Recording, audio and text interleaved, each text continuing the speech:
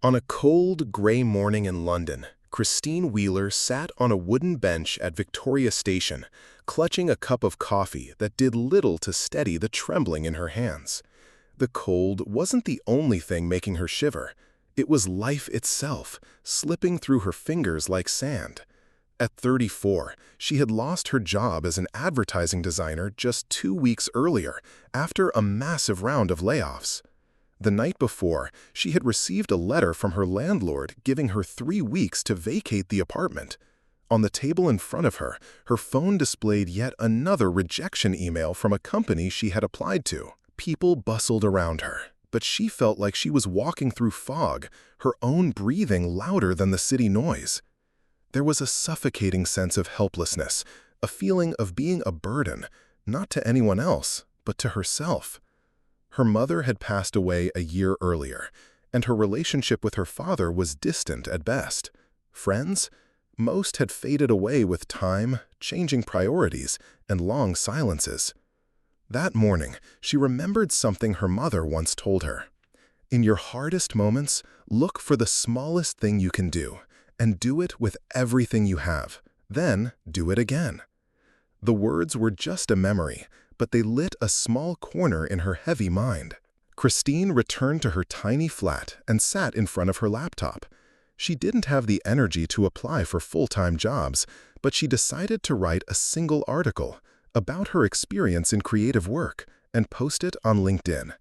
She expected nothing, but she wrote honestly about loss, about creating under pressure, about the loneliness that creeps in when your sense of identity disappears.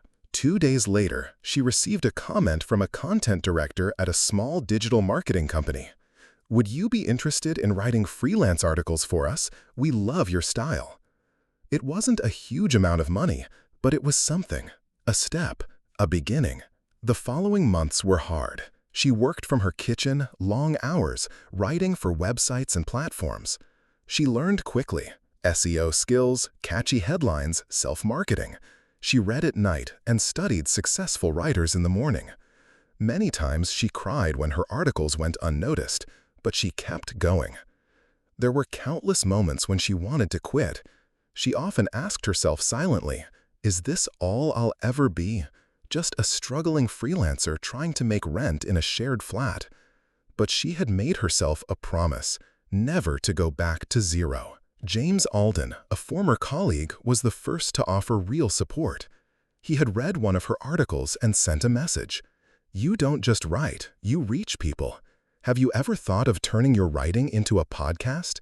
She laughed at first, but the idea took root.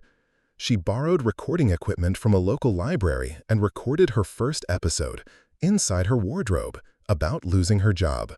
She called it "When Everything Stops." The episode spread slowly, but it resonated. She began receiving messages from listeners in different countries. "It's like you're telling my story. Thank you for saying what I couldn't." For the first time in a long while, Christine felt that her experience had meaning. A year later, she had a modest but loyal audience, a steadily growing podcast, and stable work as a content editor. But more importantly, she saw herself differently. She was no longer the woman who had lost her job. She was someone who had rebuilt herself from the ground up. Today, speaking at a seminar titled "Creativity in the Face of Crisis," Christine says with honesty, "What changed my life wasn't one big moment, but small, exhausting, repeated choices. Like writing when I didn't think anyone would read, learning new skills while feeling terrified, asking for help when I thought I was supposed to be strong." True growth, she realized, wasn't in the success itself, but in acceptance. Accepting pain as part of the journey, change as an opportunity, and loss as a redefinition of what truly matters. To the reader who may feel lost, Christine offers her quiet but sincere message. The light may not be close, but it is there, and you are not alone. Don't look for the whole path, just take the next step. Sometimes life begins in the collapse.